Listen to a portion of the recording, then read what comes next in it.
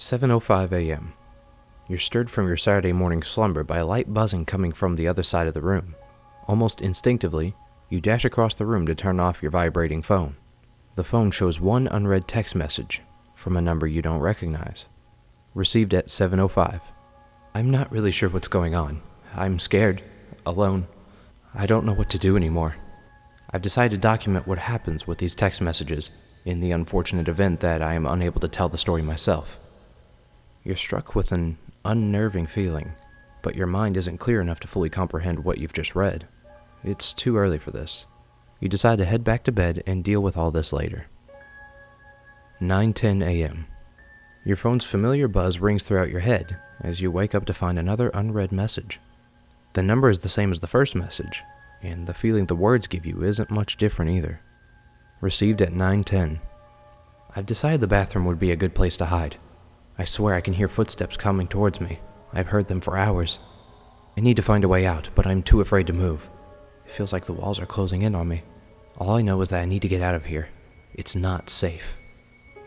You're starting to get worried. You want to help and you try to reply, but you're unsure of what to say. You try to shrug the message off as some kind of prank, but doing so doesn't seem to make the anxious feeling go away. For now, you decide to go about your day as you normally would. 11:14 a.m. It's been 2 hours. The anxiety has nearly subsided.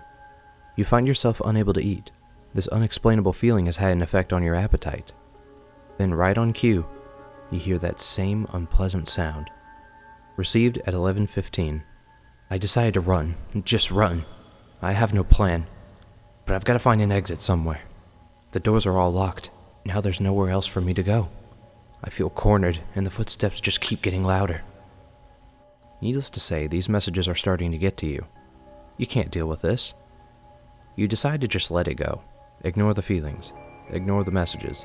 There's no reason for you to get involved with this. You hear your phone buzz many times in the next few hours, but you try your best to block out the noise.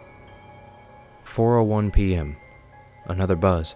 The anxiety is becoming overwhelming. Enough is enough. You check your phone to find 4 more unread messages, all from the same number as before. Received at 12:13. I don't know how long I've been running.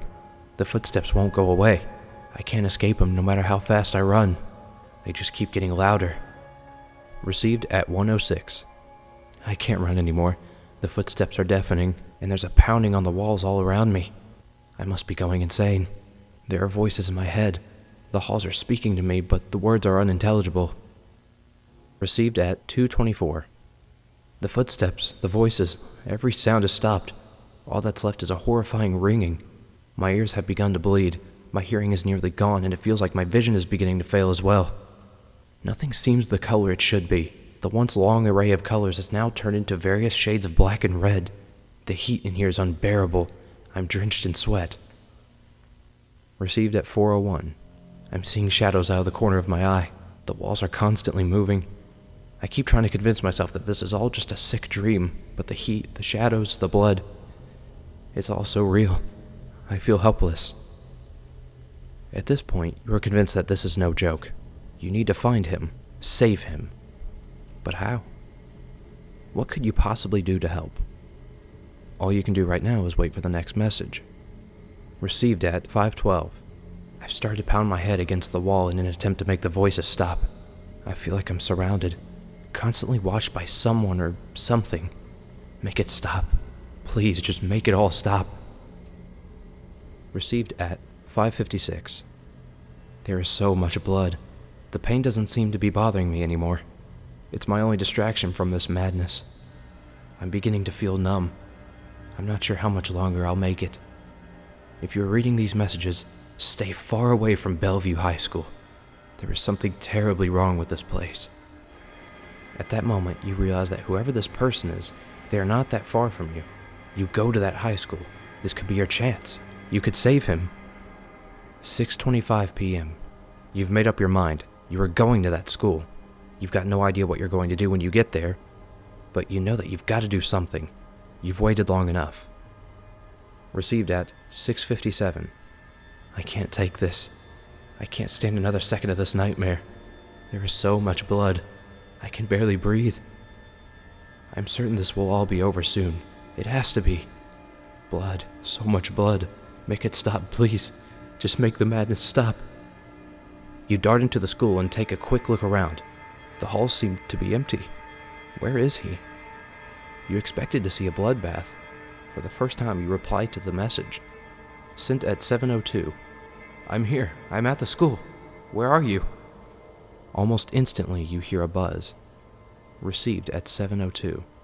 I'm here. I'm at the school. Where are you? At first, you're confused. You reread the message over and over again. The pieces slowly come together in your mind. The messages you received all day.